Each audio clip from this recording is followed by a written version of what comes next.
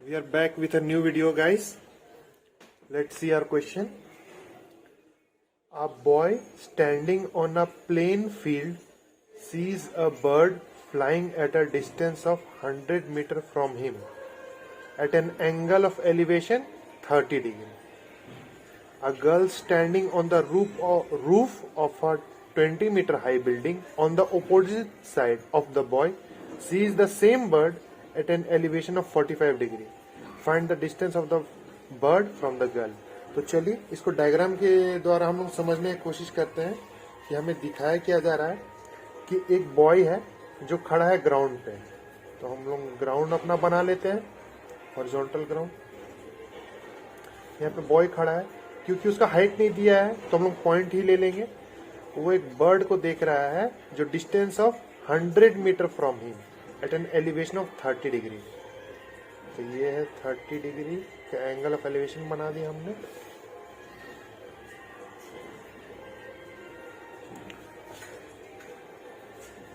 और जो बर्ड का दूरी है वो 100 मीटर फ्रॉम हिम, क्योंकि बर्ड फ्लाई कर रहा है हवा में, तो हमारा ये डिस्टेंस 100 नहीं है, हमारा ये वाला डिस्टेंस 100 है। आपको समझ में आ गया? क्योंकि बर्ड इस पोजीशन पे है, इस पोजीशन पे समझ लीजिए बर्ड है हमारा।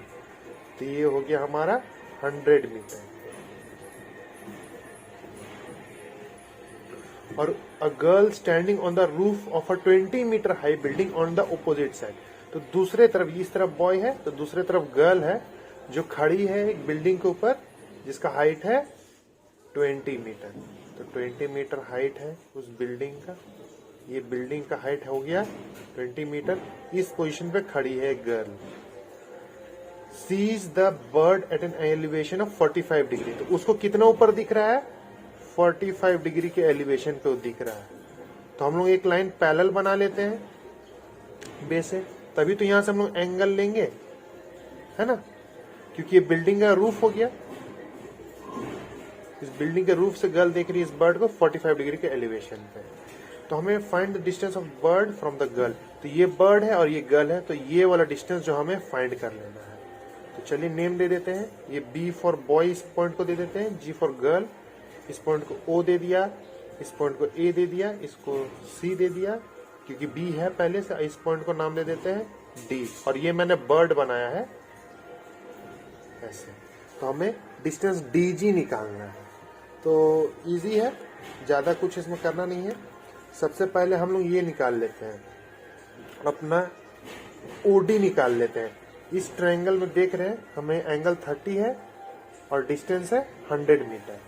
तो चलिए इन ट्रायंगल BOD, अब देखिए यहाँ कौन कौन सा रिलेशन लेना होगा। हमें ये निकालना है OD और हमें दिया हुआ है BD। हमें परपेंडिकुलर निकालना है और हमें दिया हुआ हाइपोटेनियस। तो दोनों का रिलेशन साइन में आता है, याद रखिएगा। इसीलिए हम साइन 30 लिख रहे हैं। Perpendicular by hypotenuse. ये एंगल है, एंगल को ऑपोजिट साइड होता है परपेंडिकुलर, ये वाला। तो परपेंडिकुलर है हमारा OD जो हमें निकालना है, और हाइपोटेनियस है BD। तो साइन 30 का वैल्यू होता है 1/2,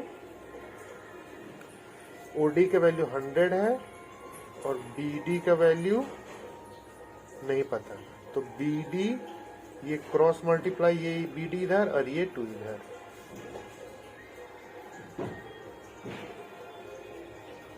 तो ये हो जाएगा perpendicular by base BD equals to 100/।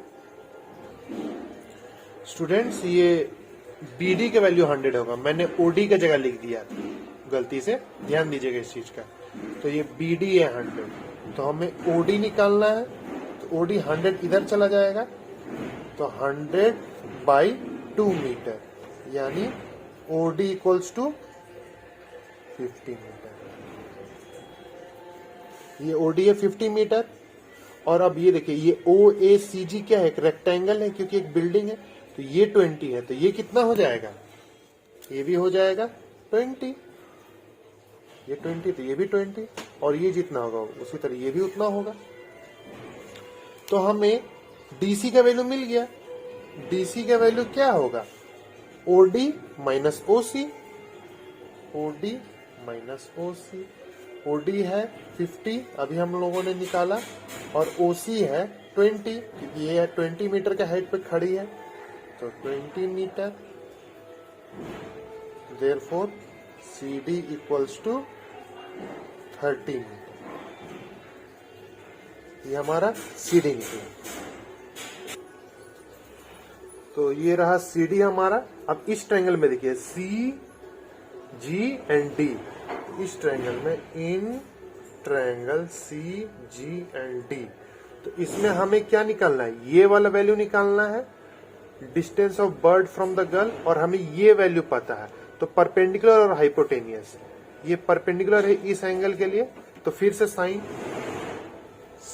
इस बार 45 है, 45 equals to perpendicular by base, perpendicular है CD बाई हाइपोटेनियस DG, तो साइन 45 का वैल्यू होता है 1/√2 क्योंकि स्टैंडर्ड एंगल है। CD का वैल्यू हमें यहाँ 30 मीटर, DG, तो DG इधर चला जाएगा और √2 इधर चला जाएगा, cross multiply, DG equals to 30√2 metre. ये इसका आंसर। वैल्यू अगर पुट करना चाहे तो 30 इंटू 1.414 मीटर इसका आंसर हो जाएगा।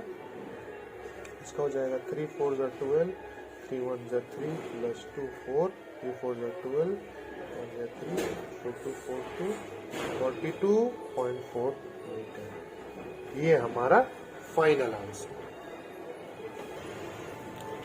देखिए हमारा अब next question, a man on the deck of a ship, ship के ऊपर वो खड़ा है 16 metre above the water level, तो जो हाइट है जिस पोजीशन में वो खड़ा है वो वाटर लेवल से 16 मीटर अबव है। Finds that angles of elevation and depression of the top and bottom of a cliff 60 and 30 degree. तो सबसे पहले बता दूं कि क्लिफ जो होता है वो चट्टान को कहते हैं, है ना, जो हाइट पे रहता है, एक तरह से पहाड़ समझ लीजिए। तो एक पहाड़ वो उस पोजीशन से देख रहा है, एंगल ऑफ एलिवेशन बोला, तो एलिवेशन टॉप, है ना, पहले क्या क्या चीज बोला गया, एलिवेशन टॉप और 60, और बाद में क्या क्या बोला गया, डिप्रेशन बॉटम एंड 30।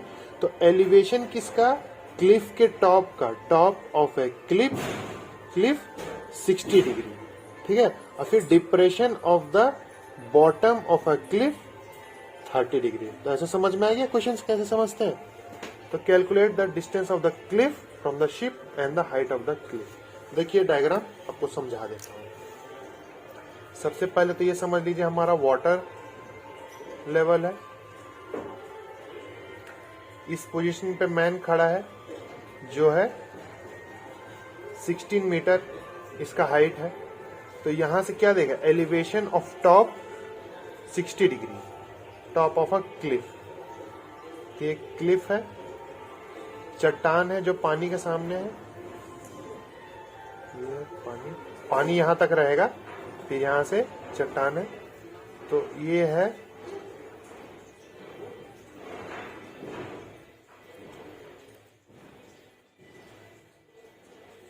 60 डिग्री। इसे थोड़ा और ऊंचा बनाना था क्योंकि ये 60 डिग्री है, खैर कोई बात नहीं। और अब depression of the bottom of a cliff, ये है क्लिफ का बॉटम, तो इसके लिए डिप्रेशन बनेगा, ये हुआ कितना 30 डिग्री, ये हुआ, ये है पूरा क्लिफ, और इस पोजीशन पे है मैन जो है खड़ा है, इसका हाइट है ये 16 मीटर। हमें निकालना है कि calculate the distance of Cliff from the ship, ये है क्लिफ और ये है शिप, तो हमें ये वाला डिस्टेंस निकालना है, ये वाला डिस्टेंस हमें निकालना है, and the height of the Cliff, और हमें क्लिफ का हाइट भी निकालना है, ये वाला जो हाइट, इसको हाइट ले लेते हैं। चलिए नेम दे देते हैं A B C D, और तो ये 16 है, तो ये रेक्टेंगल हो गया, तो ये भी 16, यहां से यहां, ठीक है, और ये 30 है, तो ये भी 30 हो गया। अल्टरनेट एंगल पैरेलल लाइन में ट्रांसवर्स करने से अल्टरनेट एंगल सेम होता है। तो चलिए अब लेते हैं इन ट्रायंगल BAE लेना है ना। पहले हमें इसका वैल्यू निकाल लेना है, क्योंकि हमें ये दिया है तो इसका वैल्यू निकल जाएगा इस ट्रायंगल से इजीली। बेस और tan 30 परपेंडिकुलर बाय बेस होता है, तो परपेंडिकुलर है इसका AE और बेस है AB। tan 30 का वैल्यू 1/√3, AE का वैल्यू 16 मीटर, AB का वैल्यू नहीं पता, AB का वैल्यू हो गया 16√3 मीटर। ये निकल गया distance between the ship and the Cliff निकल गया। अब जब ये 16√3 है तो ये भी 16√3 होगा, क्योंकि ये इसके बराबर है और ये वाला इसके बराबर है, क्योंकि एक रेक्टेंगल है तो हमें EC का वैल्यू मिल गया जो कि EC के बराबर है। तो इस ट्रायंगल में भी देख लीजिए, हमें ये वाला चीज मिल गया, हमें ये मिल जाएगा। तो in triangle ECD tan 60 perpendicular हो गया CD, अब बेस हो गया EC। tan 60 का वैल्यू √3, CD का वैल्यू हमें निकालना है, ये CD, और हमें EC जो है AB के बराबर मिला 16√3 मीटर। तो CD इक्वल्स टू ये यहाँ आ जाएगा 16√3 इंटू √3 मीटर, यानी 16 इंटू 3 मीटर, यानी CD का वैल्यू जो आया 16 3 जा 48। ये हमें इसका वैल्यू मिला 48। तो अब टोटल हाइट है ये रहा BD, ये BC प्लस CD। तो BC प्लस CD, BC का वैल्यू कहां से आएगा, ये हमारा वैल्यू पहले से था 16, और ये CD जो हम लोगों ने निकाला 48। इन दोनों को ऐड करने से 8 + 6 14, 5 कैरी गया 64, तो BD का वैल्यू हो गया 64। ये रहा हमारा आंसर। हमें रिस्पॉन्स देना ना भूलें कि आपको ये कैसा लगा।